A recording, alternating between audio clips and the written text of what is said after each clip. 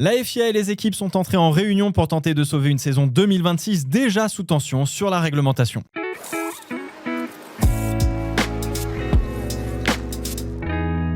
Bonjour tout le monde, bienvenue dans le Fast Morning, votre rendez-vous hebdomadaire sur l'actualité du sport automobile sur YouTube et Spotify. Et comme chaque semaine, en moins de 15 minutes, on fait le point sur ce qu'il ne fallait pas manquer en Formule 1, en endurance, en NASCAR et dans les grandes disciplines du sport auto. Aujourd'hui, on commence avec la réunion de la FIA sur la F1 2026 et surtout sur quoi vont pouvoir porter les ajustements à venir.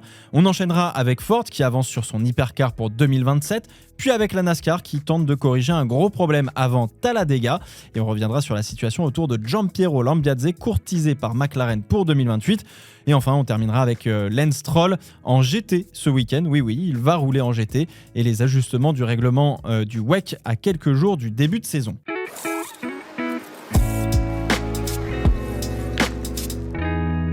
On commence avec le gros sujet du moment, le règlement 2026 de Formule 1. Alors la FIA a réuni les équipes et les motoristes pour une première grosse séance de travail. Il y en aura 3 courant avril, donc on entre officiellement dans une phase d'ajustement du règlement alors même que la saison a déjà commencé.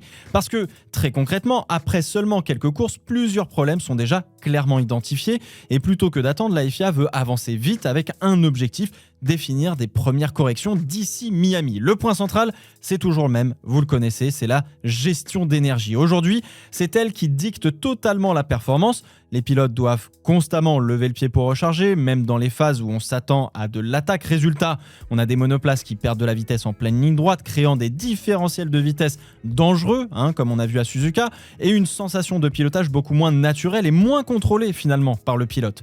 Du coup, la première piste de travail, ce n'est pas de réduire l'hybride, mais de revoir comment cette énergie est utilisée. L'idée, c'est de lisser la délivrance de la puissance pour éviter ces variations brutales entre phase de recharge et phase de déploiement. Selon plusieurs informations, il y a aujourd'hui jusqu'à 6 pistes de modification sur la table. La première piste, je vous en ai parlé, c'est de réduire la dépendance à l'électrique en ligne droite, en redonnant plus de place au moteur thermique pour éviter ces pertes de puissance. Donc on veut réduire le super clipping.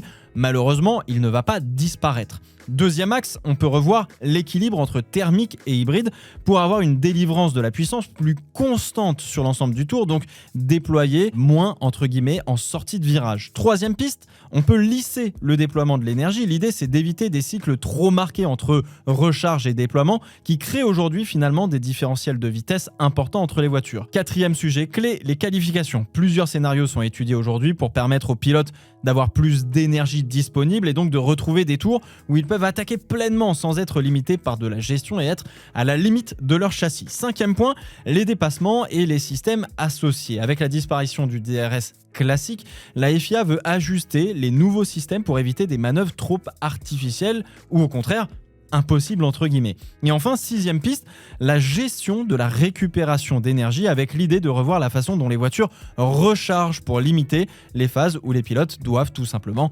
lever le pied. Bref, ce qui est important, c'est la philosophie globale. On n'est pas sur une réécriture complète du règlement, on parle plutôt de corrections ciblées pour garder entre guillemets l'ADN de 2026 tout en corrigeant ses effets les plus problématiques. Mais ça pose quand même une vraie question de fond. Parce que voir un règlement aussi structurant être ajusté dès les premières courses, ça montre à quel point certaines limites n'avaient peut-être pas été anticipées, ou plutôt ont été complètement sous-estimées, et ça c'est le plus grave. Donc Miami va déjà servir de premier point de repère. Est-ce que ces ajustements suffisent à rendre les F1 plus cohérentes et plus lisibles, que ce soit pour les pilotes ou les spectateurs, ou est-ce que ça révèle un problème plus profond dans la philosophie même du règlement 2026 ?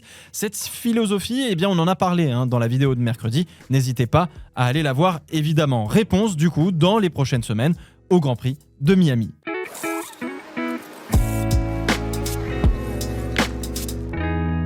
Allez, on passe à l'endurance avec un projet à suivre de près pour les prochaines années. Ford a fait un point sur son programme Hypercar. L'objectif, c'est toujours une arrivée en 2027 en WEC et aux 24 heures du Mans. Et pour l'instant, le calendrier est respecté. Le premier roulage est donc prévu au 3e trimestre 2026 avec une première voiture d'essai en cours d'assemblage. Techniquement, on commence à y voir un petit peu plus clair. Des équipes sont réparties entre le Royaume-Uni, les États-Unis et la France et sont mobilisées donc sur ce projet. La voiture reposera sur un châssis de LMP2 fourni par Oreca et donc homologué pour la catégorie Hypercar et sera équipée d'un V8 atmosphérique de 5,4 litres de cylindrée. développé en interne et soutenu par Red Bull Powertrains. On pourra faire un petit lien avec la Formule 1. On parle donc bien d'une LMDH et non pas d'une LMH. Parce qu'aujourd'hui, en WEC, les hypercars LMH coûtent forcément un petit peu plus cher et sont plus complexes, peut-être aussi à développer face aux LMDH qui sont peut-être un peu plus clés en main. Et c'est le cas notamment sur la gestion de l'énergie, la relance, la régularité en course, etc. Ford fait donc un choix logique pour être compétitif dès son arrivée pour un prix relativement raisonnable entre guillemets. Autre élément intéressant, ils ont déjà commencé aussi à structurer leur projet côté pilote. Un premier trio a déjà été annoncé avec Sébastien Priaulx, Mike Rockenfeller et Logan Sargent. Un mélange d'expérience, de connaissances de l'endurance et d'un profil issu de la Formule 1 pour apporter peut-être une lecture technique différente et intéressante. La crédibilité globale du projet devient sérieuse parce que, entre un moteur maison, un line-up déjà en construction et un calendrier respecté, Ford ne lance pas juste un programme, ils construisent déjà leur arrivée. Et derrière, ça rappelle surtout une chose. Le niveau du WEC continue de monter, Ferrari, Toyota, Peugeot, Cadillac, bientôt Genesis et McLaren et maintenant bientôt Ford. 2027, arriver prêt ne sera pas un avantage, ce sera simplement le minimum syndical pour pouvoir exister. On passe désormais à la NASCAR avec un sujet très intéressant sur le fond. La NASCAR a décidé d'agir contre un phénomène qui prend de plus en plus de place sur les super speedways. Vous savez, c'est les grands ovales où on roule à fond. Eh bien, sur ces grands ovales, il y a du fuel saving. Là aussi, on gère l'énergie au lieu de rouler à fond. Aujourd'hui, sur des circuits comme Daytona ou Talladega, les pilotes ne roulent plus du tout à fond. Ils lèvent le pied, parfois jusqu'à 70-75% de l'accélérateur pour économiser du carburant et jouer justement sur la stratégie, ce qui est intéressant en soi. Mais ça pose un vrai problème parce que ça transforme complètement la course. On n'est plus sur du pur affrontement en piste, mais sur de la gestion. Et surtout, ça réduit l'impact du pilotage. Du coup, la NASCAR a décidé de tester une première solution dès Talladega. L'idée, elle est relativement simple, c'est modifier le format de la course. Concrètement, en fait, les 2 derniers segments seront raccourcis pour pouvoir être disputés sans arrêt pour refuel le carburant. Les pilotes n'auront donc plus à gérer leur consommation pour aller au bout de la course, ce qui devrait leur permettre d'attaquer davantage. L'objectif, c'est de retrouver des fins de course plus dynamiques, plus claires à lire, avec moins de stratégie et donc peut-être avec plus d'action en piste. Mais la NASCAR sait que ce n'est qu'un début. Ce changement, c'est un ajustement entre guillemets sportif. En parallèle, ils travaillent aussi sur des solutions plus techniques, puissance moteur, aéro, spoiler, etc. avec un test prévu à Daytona en 2027 pour justement aller un petit peu plus loin. Donc, on est exactement dans la même logique que ce qu'on voit en Formule 1. Un problème identifié en course et une réponse en 2 temps. D'abord des ajustements rapides, sportifs entre guillemets, puis des changements plus profonds derrière si nécessaire. Reste maintenant à voir si ça suffira. On termine avec une actu qui pourrait avoir des conséquences importantes en coulisses. La rumeur était sortie par 2 télégraphes et c'est désormais officiel. Giampiero Lambiadze, l'ingénieur de course de Max Verstappen, va quitter Red Bull pour rejoindre McLaren en 2028. Il aurait reçu une offre avec un gros salaire de la part de McLaren et si les rumeurs le plaçaient en team principal en remplacement de Andrea Stella, il serait normalement seulement une senior figure entre guillemets de l'écurie, donc son rôle reste à définir. Lambiadze et Verstappen, ça fait des années qu'ils travaillent ensemble en course. C'est un duo qui s'est construit depuis 2016 avec l'arrivée de Max Verstappen chez Red Bull, avec des automatismes très forts au fur et à mesure des saisons. Et Verstappen lui-même l'avait déjà dit dans une interview en 2021, le jour où ils ne travailleraient plus ensemble, ce serait probablement le moment pour lui de passer à autre chose. Il expliquait aussi qu'il ne voyait pas comment recréer ce qu'ils ont construit avec un autre ingénieur. Donc forcément, si ça bouge, ça pose des questions, ça pose beaucoup de questions. Même si pour l'instant Andrea Stella reste chez McLaren, les rumeurs parlaient du fait qu'il était ciblé par Ferrari. Il faudra tout de même garder un œil sur ce potentiel mouvement. Si jamais c'était le cas, on commencerait à avoir alors un jeu de chaises musicales beaucoup plus large. Quid de Fred Vasseur chez Ferrari et surtout, aujourd'hui, là maintenant, quid de Verstappen à moyen terme? Est-ce une manière de faire venir Verstappen chez McLaren de la part de Zak Brown? En tout cas, il ne reste de Red Bull que le nom dans l'écurie. Les grosses têtes pensantes et des hommes forts de l'écurie autrichienne sont partis en moins de 18 mois. Le chantier dans lequel se retrouve Laurent Mekies est pharaonique.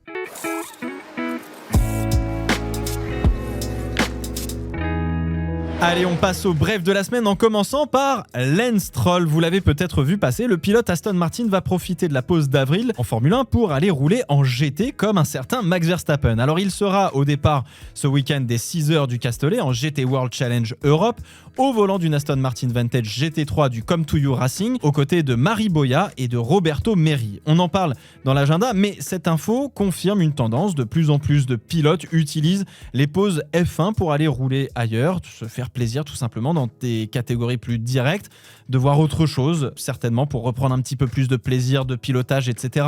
Et surtout, ils ont enfin l'occasion de voir autre chose dans leur vie, dans un calendrier de Formule 1 qui s'est surchargé d'année en année. On continue avec le WEC qui a ajusté son règlement sportif pour 2026 avec plusieurs petites modifications assez ciblées là aussi. Je sais, aujourd'hui on fait pas mal de réglementations, mais parmi les points principaux, on retrouve des précisions sur la gestion des pneus, notamment sur la grille, pour mieux encadrer leur utilisation et la possibilité d'adapter certains pneus pluie sous conditions strictes. Autre changement important, la gestion des pénalités en fin de course, désormais celles notifiées dans les 15 dernières minutes, pourront être converties en temps ou en tours si elles ne peuvent pas être purgées en piste. On est donc sur des ajustements très concrets pour clarifier certaines situations et éviter les zones grises à quelques jours seulement du début de saison, la semaine prochaine, à Imola. Et on termine avec Goodyear qui a récemment effectué des tests de pneus hypercar au Paul Ricard. Vous l'avez peut-être vu passer, cette Porsche 963 ne prendra pas le départ du championnat du monde d'endurance cette année, mais elle était arborée d'une belle livrée Goodyear. L'objectif, il est clair, c'est de préparer la candidature pour devenir le fournisseur officiel du championnat du monde d'endurance à partir de 2030 sur un contrat qui couvrirait initialement la période 2030-2032 avec des options derrière. Face à eux, on a Michelin, fournisseur actuel, qui sera directement challengé sur cet appel d'offres. Un dossier qui reste à suivre parce qu'au-delà du fournisseur, ça peut avoir un impact direct sur la performance et l'équilibre des voitures, que ce soit les LMH ou les LMDH en championnat du monde d'endurance et même de la catégorie à moyen terme. Et derrière, forcément, ça pose la question de la présence de Michelin en sport mécanique, bien que Michelin ait sécurisé l'IMSA outre-Atlantique.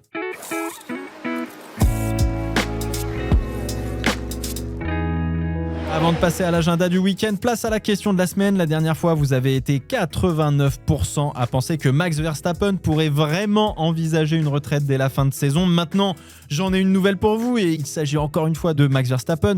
Red Bull peut-elle survivre au départ de Verstappen et de Giampiero Lambiadze? On prendra vos retours la semaine prochaine, mais d'ici là, je vous laisse donner votre avis en commentaire sur YouTube et sur Spotify. Allez, on termine avec l'agenda du week-end qui reste assez léger, mais avec quand même un petit peu d'action. Pour commencer, direction donc le Castellet avec le GT World Challenge à suivre en direct sur la chaîne YouTube du GT World.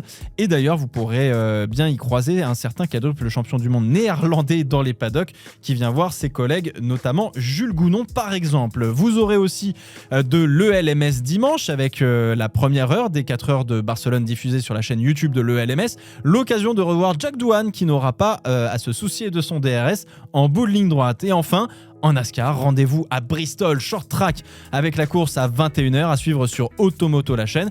Et en rallye, il faut le souligner, on a le WRC qui est en Croatie à suivre dès aujourd'hui jusqu'à dimanche sur Canal+ Sport 360. C'est la fin du Fast Morning, bonne journée et bon week-end.